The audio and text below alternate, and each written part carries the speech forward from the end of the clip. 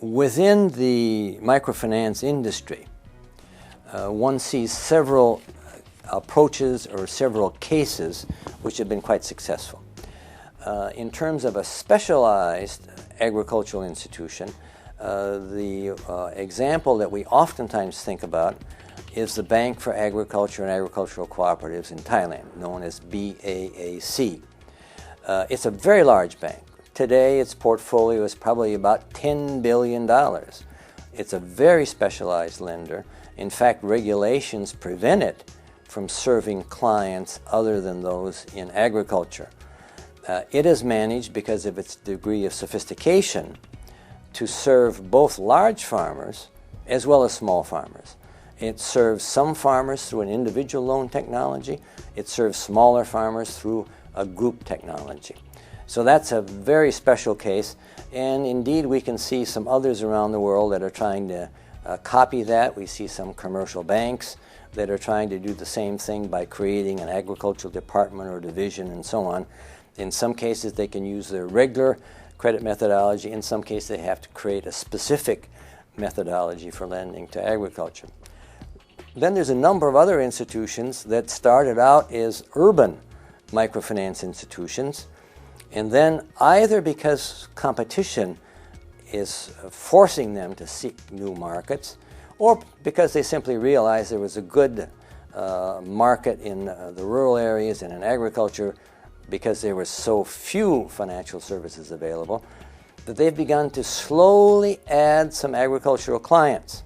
Some of the pro-credit banks, for example, there's 25, 26 of them around the world, but they are oftentimes moving in this direction. For example, ProCredito in El Salvador today probably has about 35 or 40% of its loans in agriculture.